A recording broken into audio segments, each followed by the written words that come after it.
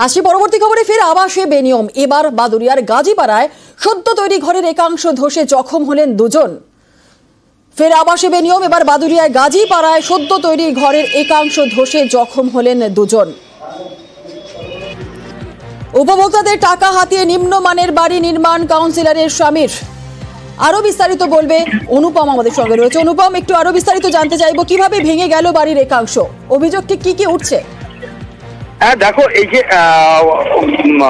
বাদুড়িয়া পৌরসভায় যে 6 নম্বর ওয়ার্ডের যে গাজীপাড়া এলাকার যে ঘটনা, সেখানে গতকাল একটি আবাস যোজনার যে বাড়ি তৈরি হয়েছিল গত 3 মাস আগে, সেই বাড়ির একাংশ ভেঙে পড়ে আহত হয় দুজন। তাদেরকে বাদুড়িয়া গ্রামীণ হাসপাতালে নিয়ে গেলে 3 ঘন্টা অবজারভেশনে রেখে তারপরে তাদেরকে ছুটি দেওয়া হয়। এরপর কিন্তু এলাকায় একটা উত্তেজনা তৈরি হয়। তার কারণ এই যে আবাসের যোজনার যেসব উপভোক্তা, তাদের যেটা অভিযোগ যে এখানকার যে 6 নম্বর ওয়ার্ডের যে কাউন্সিলর জাহানারা বিবি, তার স্বামী আবেদ আলী, তিনি এইসব উপভোক্তা যারা তাদের ব্যাংকের অ্যাকাউন্টের বই, চেক বই সব তারা, এমনকি এটিএম কার্ড পর্যন্ত সে নিজে নিয়ে রেখে দিয়েছে এবং উপভোক্তাদের অ্যাকাউন্টে যখনই টাকা ঢুকছে তিনি সেই টাকা তুলে নিচ্ছে, এদেরকে সই করিয়ে টাকা তুলে নিয়ে নিজের মতন বাড়ি তৈরি করছে এবং যে বাড়ি তৈরি করছে সেটা যথেষ্ট নিম্নমানের।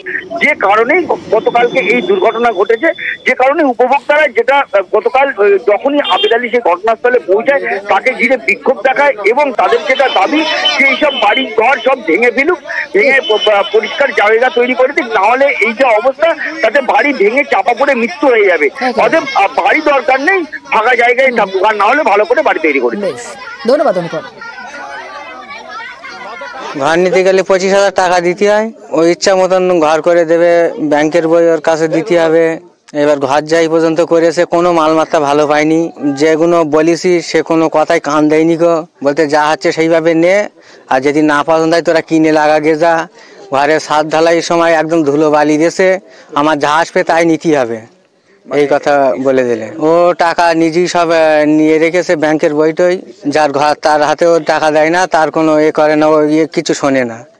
ঘর ভালো না, ইটও ভালো না, ও সে নিচের ভিতও খারাপ, ভিতও নেই, বালি সিমেন্ট তো সব খারাপ, রড তো দিচ্ছে না, তো দিচ্ছে তো তার সবে এক পা দেশে আর ওই ভেঙে পড়ে গেছে। ঘর দেওয়ার আগে বলেছে 25,000 টাকা করে দিতে হবে, 25,000 টাকা দিয়ে দিছি। যেই ঘরে স্যাংশন করেছে, ঘরের টাকা আসবে, ও তার আগে বাড়ি এসে কাগজপত্র সব নিয়ে নিয়েছে। ব্যাংকের বইটাই আমার কাছে কিচ্ছু নেই, সব ওই মেম্বারের কাছে।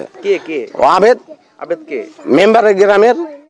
নিম্নমানের কাজ মানে খুব বাজে মিথ্যা কথা বলছে। নিম্নমানের মেডিকেল দিয়ে কোনো কাজ হয় না। ওটা একটা সামসেট কিভাবে ধাক্কা মেরে ভেঙে দিয়েছে, সেটা আমি গিয়ে তদন্ত করে দেখবো। যদি নিম্নমানের কাজ হয় আমি সেই মিস্ত্রিদের বড় ব্যবস্থা নেবো। আমার কোনো কেউ বিক্ষোভ দেখায়নি, আমার তারা সহজে গ্রহণ করেছে। আপনি ব্যাংকের পাসবই বা সমস্ত নথি নিয়ে রেখেছেন? ব্যাংকের পাসবই রাখবো কেন, চেক বইটা রাখি। ব্যাংকের পাসবই তাদের কাছে, বৈধ কি করে বলবো বৈধ না বৈধ? তা না দিলে আমরা কাল ঘরটা তৈরি করবো কি করে টাকা না তুলে দিলে?